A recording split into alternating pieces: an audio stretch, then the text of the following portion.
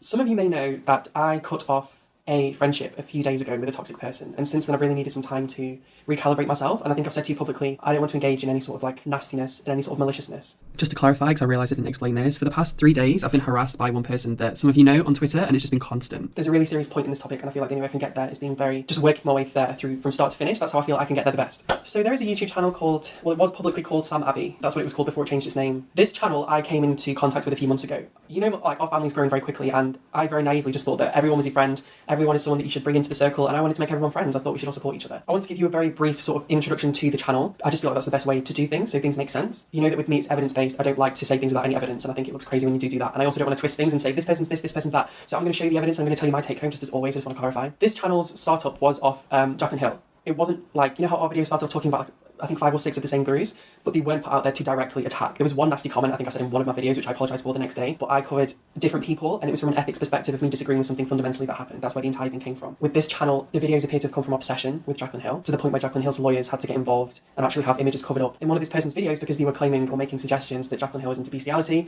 and they were showing photos of Jaclyn Hill when she was underage, Jaclyn Hill's family, stuff like that, and it kind of just continued. I think people caught onto it quite quickly, even to the point where when Jaclyn Hill's husband had a serious seizure, and obviously Jaclyn was traumatised by the whole situation, she, you know, made a video sort of mocking her. I'm not best friends with Jaclyn Hill. Like, you know, I speak to Jaclyn Hill. I had a fight with Jaclyn Hill 2 days ago, and she went on a Snapchat rant about me, so it's not like I have any sort of agenda to help her out at this point. Like, I never have and I don't. But I just feel like that's the best way to introduce the topic. That's how things started. The channel originally started off doing like makeup and stuff like that, and then I think the videos didn't really get any views. There wasn't any exposure, so all of those disappeared. But I believe it's very, very relatively new, this specific channel. I believe it started like October, November, December, like around the time that my channel really started to go quite big, and the videos were very similar to mine. And when I say quite big, I'm not saying that I'm like a big deal, but I'm saying like when a lot of people joined the community, when a lot of people came at the same time, like it was a big deal, like things really kind of went like, ooh, which I think is fantastic. I think it's really good. The videos get a lot of views because obviously they have the correct tags, they have the right kind of thumbnail, but there isn't a lot of interaction in them. I don't think people really connected with them, and people could tell they were quite hateful. And I guess an example of this was, you know, when Trisha Paytas had her big mental breakdown, she was crying on camera. A lot of people found it funny, a lot of people laughed at it, and you would expect some people to laugh at it and find it funny. I personally didn't find it funny, just watching her cry. And the first thing it seems that the Sam Abbey channel did when they obviously heard about this was make a remix, which I'm sure like a lot of people would initially for shock value find like really funny, but for me personally, the whole situation, I didn't know if it was real or fake, but to watch someone sit for 20 minutes regardless of whether they're manufacturing a situation, I think they have a serious problem to sit and cry continuously for 20 minutes on camera. And the first thing I did when I saw that was call Trisha. I'm not friends with Trisha. I don't know Trisha. I've spoken to her a few times. We've definitely spoken. I definitely know who she is, but we're not in any form of contact like continuously. But obviously I do have contact with her. I've made a story about her in the past. And the first thing I did was call her and make sure she was physically okay. That was it. And I made a joke of the situation to her and made, you know, that was it. But to make a video like this, I guess some people would find it funny, the initial thought of it, but to literally sit there and edit a 3-minute video of someone crying and remixing it and stuff like that, I don't know. What people find funny is what people find funny. I'm not going to question that. That's not my place, but I personally thought it was mean. I did think it was mean. Some of the comments picked up on this as well, and it was just like a thing. Has been accusing me of being racist because I had a black sim on Sims. For those of you who don't remember, there was a YouTube channel. I don't want to talk that much about it because it upsets me because I believe the owner died, which is obviously very, very sad.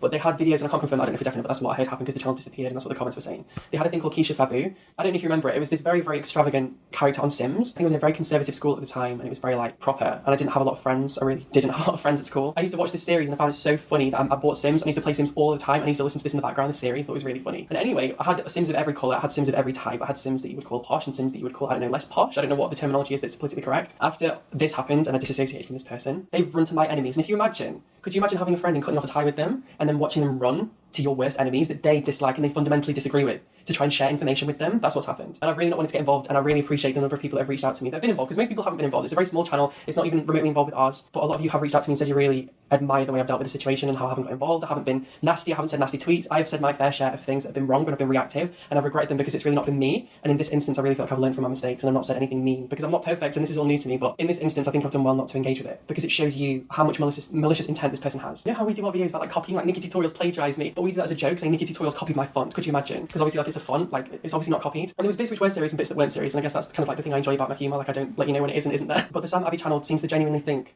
that I am copying them. This isn't a big deal, but the whole thing that happened with the Z-Palace scandal was a very public thing on Instagram. I started my video, I did my story, I put it up, and then this person was indirectly tweeting me, saying like, oh, I'm going to expose you, you're going to regret this. And I was like, okay. And I texted them, was like, is everything okay? They're like, it's not about you, it's not about you. It obviously was. It continued, this whole thing with Jaclyn Hill and the water scandal. We investigated with evidence the idea that Jaclyn Hill might be sponsored by Fiji. Fiji is very thirsty for sponsorships, pardon the pun, and we've seen them on the Kylie Jenner app doing like a sponsorship sort of thing, it appears, where they're giving away a year supply, and they are desperate to work with influencers. So I don't think it's crazy for us to assume that whilst Jaclyn Hill has always drank Fiji water, the amount of screen time that she's been giving it across all of her social media platforms does open up the possibility that she might be sponsored by them. And that's what the video is about. I'm not saying that she definitely is. It was me saying, here's the evidence, and in my personal opinion, I think she might be.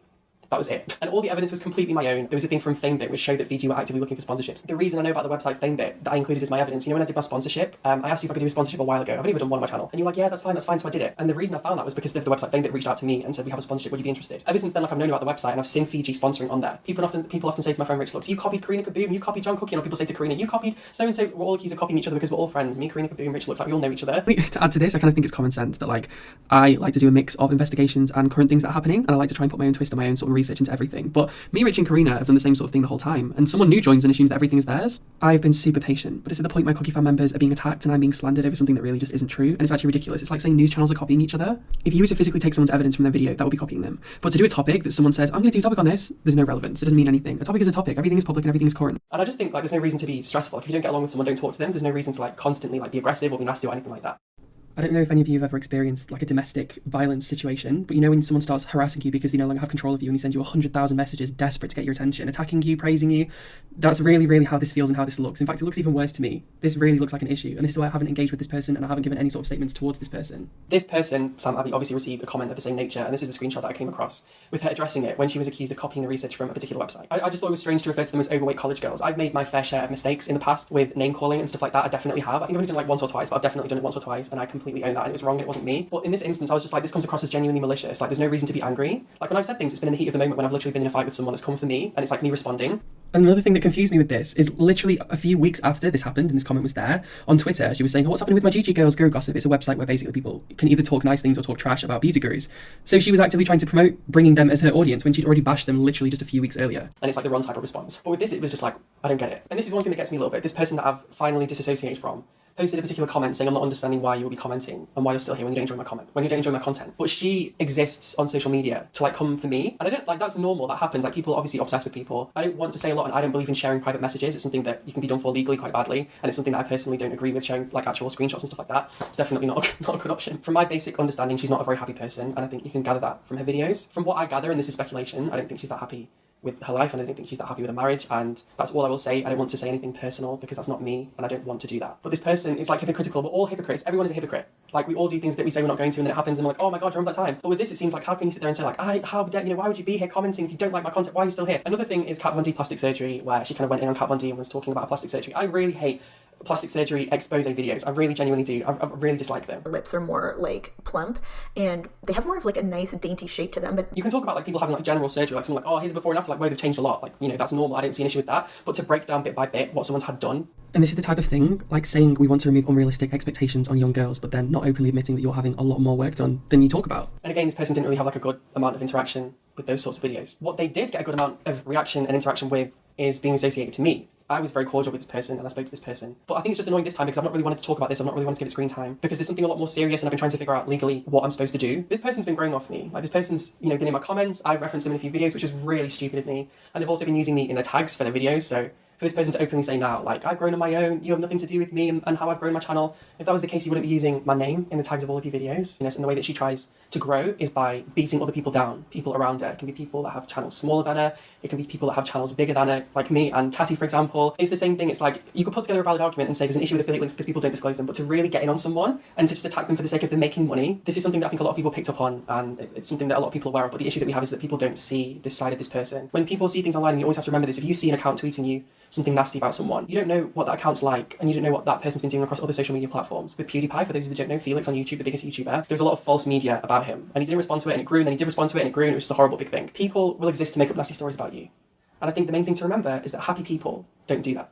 And to briefly explain, because I know some of you are probably thinking like, what is happening? There's like people that literally devote their entire lives to spending on social media, like writing about me, talking about me, and that's fine. Like, if that's what they need to do to get by, then I guess there's nothing I can do about that. But literally, it's obsessive, like every single day for months, obsessed with me and my behaviour. The people that have done this and come for me have openly admitted at some point that they're depressed. It's when people are unhappy, they project that onto you. And all you can do is focus on your positivity. You should never change your game to match them. And here's one DM that I got from someone just saying, I'm being attacked for following you. People were going through my following list, just attacking people. On Snapchat, you can add me there and we can talk all the time and no one can harass you. But on Twitter, one of the downsides is that there are always going to be people that do that, and it's really sad, but it's the reality of the platform. But again, it's the same thing of like, this is my thing, you copied me, you take credit for this, you take credit for that. Like, I think if you look at the evidence behind those accusations for any amount of time, you will see how ridiculous they are. We're talking about things that happen publicly, things that I've always spoken about for the past 4 or 5 months, but then someone new joins the game, decides that they want to do what I'm doing instead of what they were doing previously, and then gets mad that we're covering the same topics. I don't understand, like, am I supposed to stop making my videos because you've decided you want to make them? I think it's a person that's hurting, and the past few months I really feel like I've had an overwhelming negative influence in my life, constantly, and I finally feel like I have rid of that. And if my videos have seemed more negative occasionally, I'm very sorry. I think you're a combination of your 5 closest friends, and when one of those people isn't someone that you should really be associated with and you shouldn't be close with, bad things happen. I own my behaviour, I did everything that I've done that's ever been negative, and if I've seemed bitchy, that's my fault. That's not me saying it's someone else's fault, but I'm just trying to explain to you why I've been the way I am, if I've been a bit funny in some of my videos. I would never go after someone online and say mean things, and I genuinely feel like the only reason this has happened once or twice is because this person's been in my ear telling me it's the right thing to do, but then this person then uses the screenshots that they've been gathering of my behaviour against me as soon as I stop speaking to them. I feel like that says everything. This is really difficult to talk about, because I've been trying to speak to, but I wanted her to come forth to the police about something she found out about. It's difficult for me to explain something to you like this, but I feel like she came across evidence, someone reached out to her, and you know when someone is a victim of domestic violence or sexual abuse or grooming or anything like that, it's very, very serious. And someone reached out to her that she told me about, saying that there was someone that reached out to her and said that when they were underage, was grooming them. I really don't want to get too much into it, this kind of stuff really makes me emotional, and it's something that this YouTuber is so angry, and I'm not going to share anything private, because 1, it's fundamentally wrong, and 2, it's like so highly suable. Because it's privileged information. This person's been attacking me, Spitfire. I don't know if she's trying to get me to crack, to just not say anything, and she's trying to scare me, saying, I'm going to make a video about you, I'm going to do this, I'm going to do that, but in reality, like, I don't care. You have to do the right thing in a situation, even if it means you're going to have someone that openly admits they're going to drag your cosmetics before they've even come out. And to add to this, if you saw the video yesterday, there was a much more serious section towards the end. After posting the video, someone reached out to me explaining to me what I can do with the information that I have, and with that information I've forwarded through to the correct people. That is not something that I wish to discuss further, and it's something that is now private, but I did require your help, and I want to say thank you for giving me your help with that. I have to be completely honest with you. I was left feeling a bit gobsmacked when people were actually believing anything that was coming from this person. Like, for me, if I came across a Twitter that was literally posting for 3 or 4 days straight, literally attacking one person and trying to cause so much malicious behaviour towards them, I would completely see that person's argument as invalid just based on their intentions. But people seem to have come across this and just been like, oh my god, John Kuckian's this, John Kuckian's that, and I guess you can't control what people think, and I would never try to control what people think. I just hope that people apply common sense when they come across these sorts of pages, because they're always going to exist. It's just really what you do with them that matters. In conclusion, I want to say thank you so much for watching. I know this has been a tricky video, and I really don't like to address things like this usually, but I feel like this is just one of those things I have to put an end to. I made the mistake of befriending this person, and that's on me, that's my responsibility, and I guess I have to do damage control from that friendship. So here we go. I love you, thank you for supporting me, and I will see you very, very soon. Love you always. Bye.